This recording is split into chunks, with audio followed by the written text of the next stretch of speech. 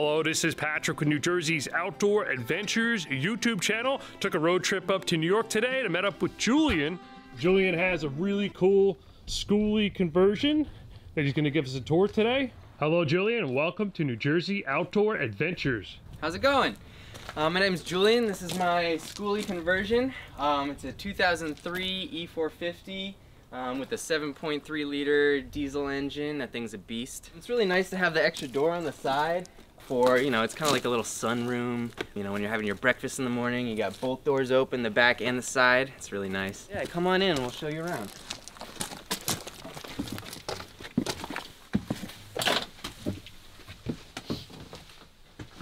So here we have two couches that fold out into beds. They're twin size, so you know you can either have a couple in there, it's a little tight, or you can have two separate groups. You have your kitchen right here. This is a table, multi-purpose table, and as you go back here, you get more space. This is kind of your hangout area where you have breakfast, and big cabinet here. Tons of storage space on the top and below, so you'll have all the room for all your gear. Up here, you got your electrical boxes, got everything you need, AC and DC power, solar battery monitor. In here you have your 3,000 watt inverter charge controller, your solar charge controller, and a little ventilation fan here for when it gets super hot, as well as some nice stylish vents there. Up here, we removed the sign that said school bus and added a nice plexiglass window, so you can have a little planter box up here if you want, some herbs growing, otherwise it's just nice lighting. Down here, this is kind of your mudroom area, so this is really easy to remove and clean underneath. Right here you got a little buddy heater. This thing was more than enough to heat the whole bus.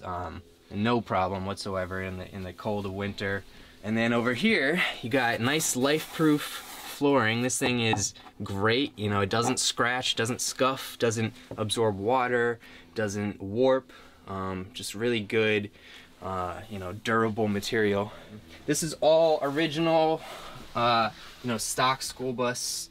You know, the stock radio. This is called the doghouse, actually. This is all stock. You know, the chair came with it, and right here you have a gyroscopic DC fan. You know, it can go right on the driver, or you can turn it back around. 360 degrees. Right here you got your max air fan. This thing is the best fan for RVs. You got your remote here. Yeah, this thing is exhaust and intake, so it's really great. And then up here you got beadboard. It's nice and thin, but durable. Nice, nice pattern.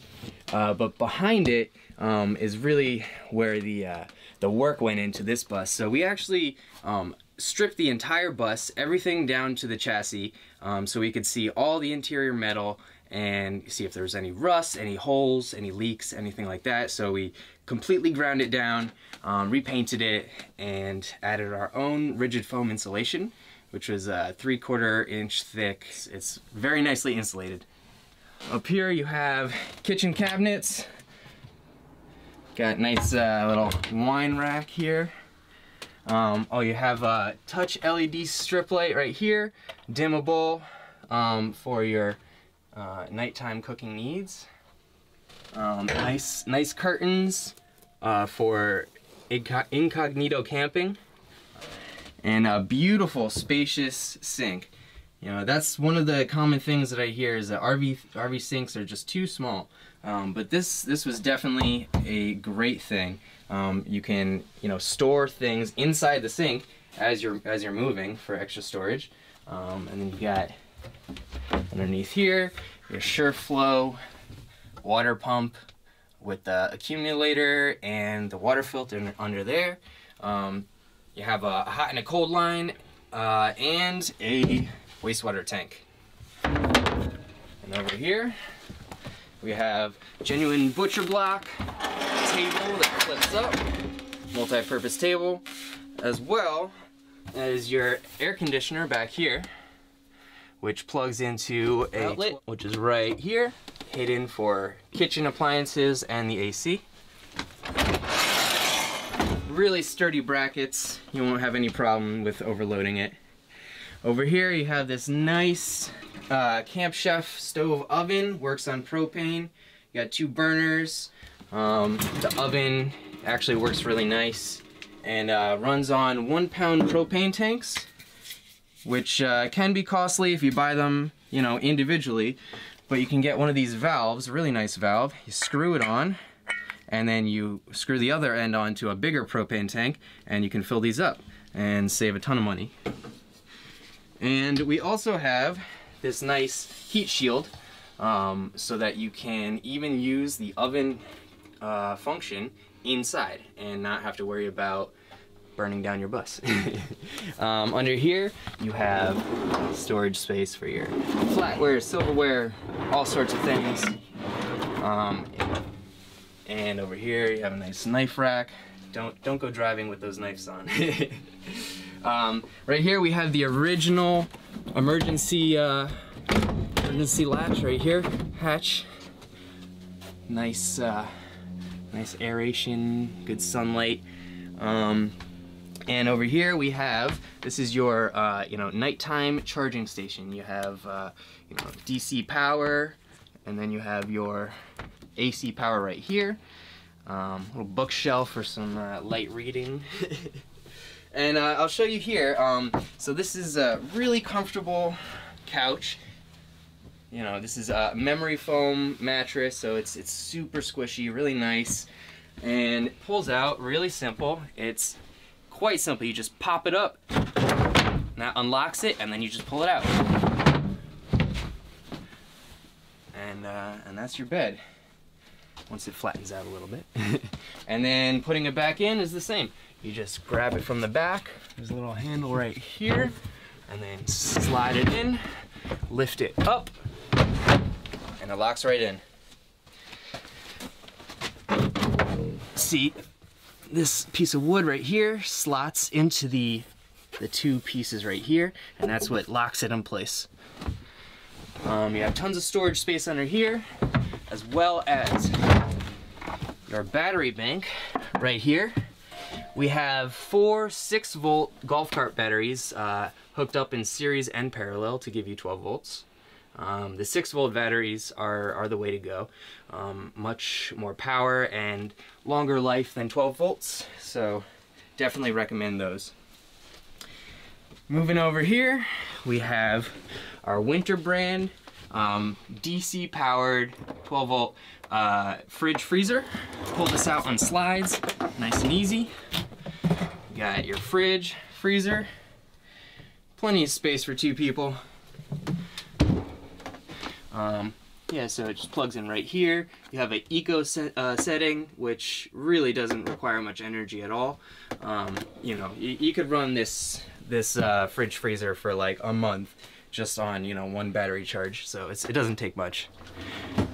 Back here we have very important carbon monoxide alarm, as well as more plugs, AC DC power, and back there you see the pipes there.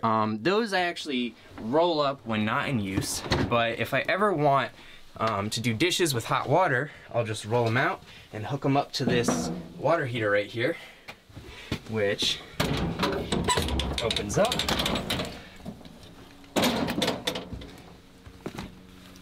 And so you just hook a propane tank up to it right here. And you can take a shower, or you can hook up the tubes to this and it goes right to the sink, and you have hot water in your sink. So over here we have utility rack for anything you might need. Toiletries, towels, really, you know, multi-purpose, nice and sturdy. So over here we have a lockable multi-purpose cabinet. It can be pantry, it can be valuable storage.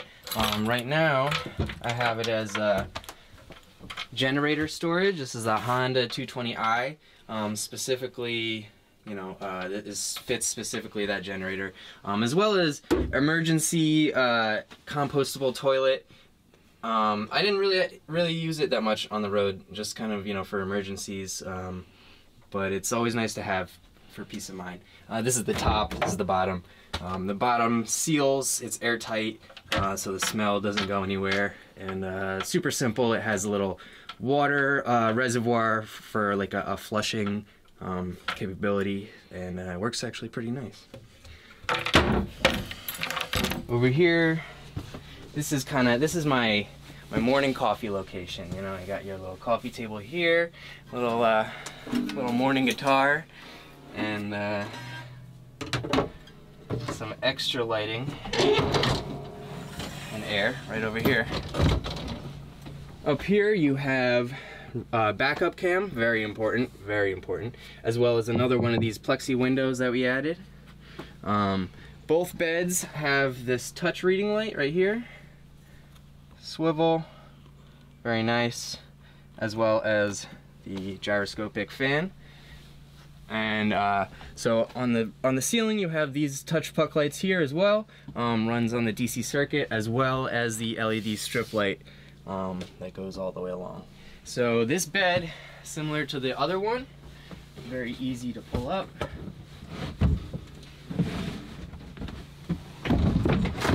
There you go. Underneath, more storage as well. Plenty for everything you need.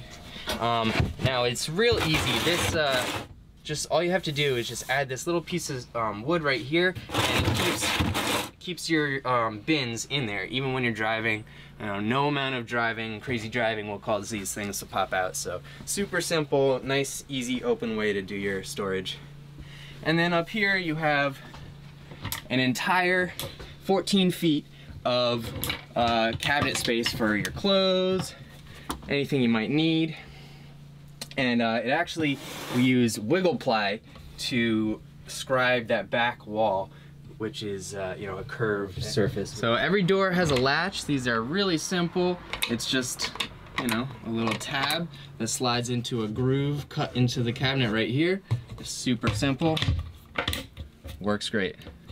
Now we'll take a walk outside and I'll show you the exterior.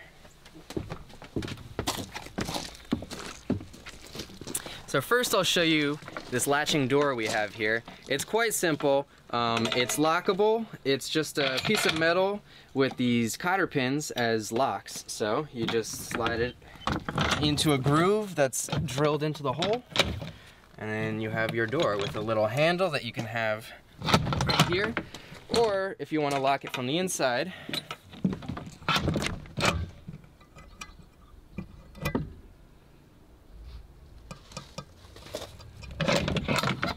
just use a cotter pin and slide it into the hole and it locks.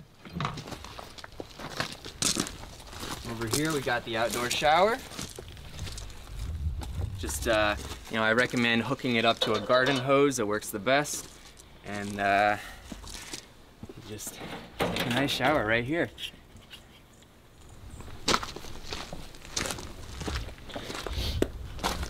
This is a great view of the whole bus. Over here you have your shore power 30 amp plug, and down here is our custom built water tank that I made out of just some steel angle and actually the seat buckles that came with the bus. So it's really secure in there. And then you have your water filling port right here, lockable, and the water tank is 23 gallons, so enough for 3 to 4 days, you know, for 1 to 2 people. And then, oh yeah, forgot to show you the amazing roof deck that we have. Now, I can build a ladder for to get to the roof, but since I'm young and squirrely, I just get up this way.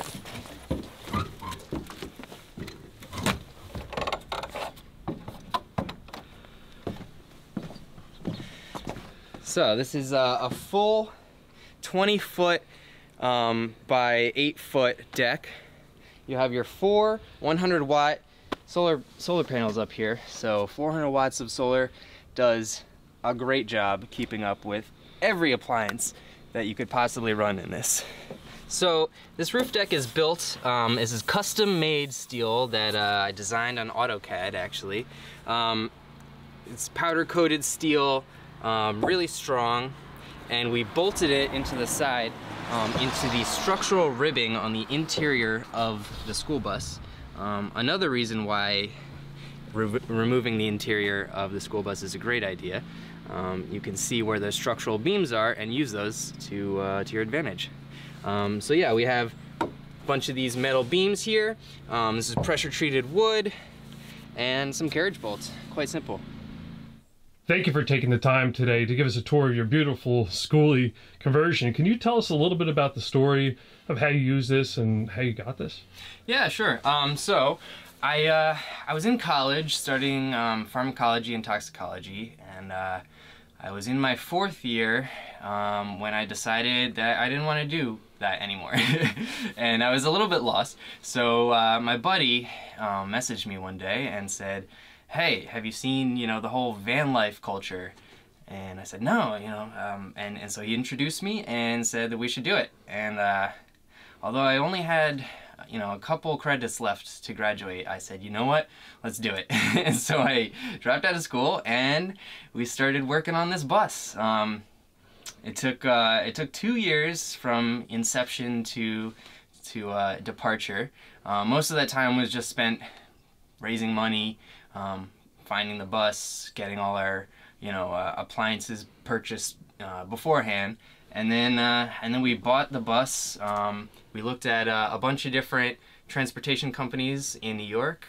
We wanted to buy it straight from the school bus company, so we did from Suffolk Transportation Company in Long Island, and then we started working on it from then.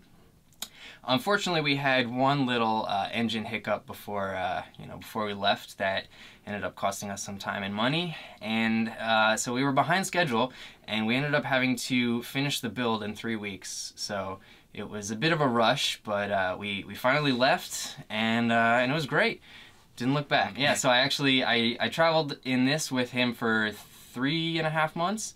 And then we parted ways, and I continued for another 7.5 months on my own.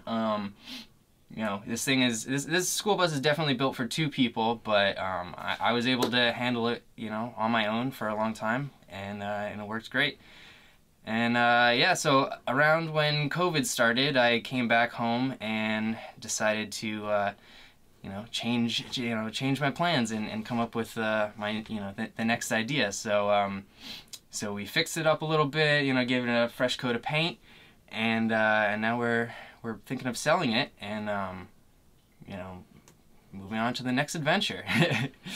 What was the process when someone buys a school bus to get it on the road? Because you can't just buy and register as a school bus. I think you have to change it to a motorhome or RV. Is that right? Yeah. So it actually, this is going to be the most time-consuming process, maybe hair-pulling process out of the whole build. Finding dealing with insurance is kind of difficult. You have to first, there's a lot of criteria you have to fill. We actually registered this as a motorhome, not an RV, because for an RV you need a black water tank, which we did not have. So we got motorhome insurance from Allstate. Actually happened to be really cheap, it ended up working out really great. As far as driver's license, you don't need a CDL. You don't need anything special. You just need to make sure it is no longer a school bus. Doesn't have, the stop sign, doesn't say school bus on it anywhere. You can keep it painted yellow. As long as it doesn't say school bus anywhere, you're fine. And then what about getting insurance? Is that a whole nother process? Yeah, well, so the insurance, that's something that every state's different, every company's different. That's just going to require time, calling, hopefully good relationships with insurance reps, and sometimes they have to pull some strings because they really don't have good insurance for this kind of thing. So it's a lot of finagling, but you can, it's definitely doable. And the aesthetics in here are absolutely beautiful. And we didn't even get to see in the video like these extra piece, this Ipe here? Ipe wood, yep. Yeah, I mean, just that extra little design there. And I see there's another one up front where the rack is. Yeah, that's beautiful stuff. What's the background? How did you get it to look like this? I see you said design. You said CAD design at one point. Right. Is that how you designed this? Yeah. So my dad actually is an expert with CAD, so he taught me how to design. You know, he told me how to use CAD. So I actually drew up the entire school bus on AutoCAD. You know, all the structural components, everything, and everything was designed on the computer first, which I would highly recommend if you have the time and skills to do. It definitely is a good thing, just to help you visualize and plan out things, because there's a lot of little mini details that you don't think about until you're there, you know, with the wood, trying to do it. Yeah, so AutoCAD, definitely I would recommend to anyone who wants to build their own conversion. Now, what about the tools? I mean, the woodworking, everything's nice and square and sharp. Do you have access to really high-end tools to do something like this? Yeah, so my dad actually has a full wood shop, so, you know, that was definitely a big help for me. I don't know how I would have done it without that. So, yeah, definitely recommend if you want to do something like this, either, you know someone who has a wood shop or rent some space, because space and saws and materials and storage, you're gonna need a lot of it. So yeah. Any tips to the viewers, because there's things in here that solar controller, solar display, solar panels, inverter system, electrical system, 12 volt, cooking, freshwater tank, water pump, that's a lot of components that are RV specific. Was that challenging figuring out how to connect all the dots there? Yeah, so you don't have to go as far as we did with this. We had lots of time. We had, 2 people working on it. So, we wanted to deck it out with all the bells and whistles. But, that's something that will take education. You have to learn electrical and all that stuff if you want to add fancy electrical. You don't have to. You can keep it simple and just get somebody to install your solar panels and maybe your fuse box, and the rest you could probably do yourself. But it really just depends on how much how in-depth you want to go into it and how much you want to learn. Well, Julian, thank you very much for taking the time today. I'll link to your social if you decide you want to have our viewers follow your journeys. And then whenever you decide to sell it, I'll make sure I link that in the description or comment too. Well, this is Patrick with New Jersey's Outdoor Adventures YouTube channel. I hope you enjoyed this video. Please like this video, comment, share, and subscribe. I love it. And we'll see you soon. Thank you.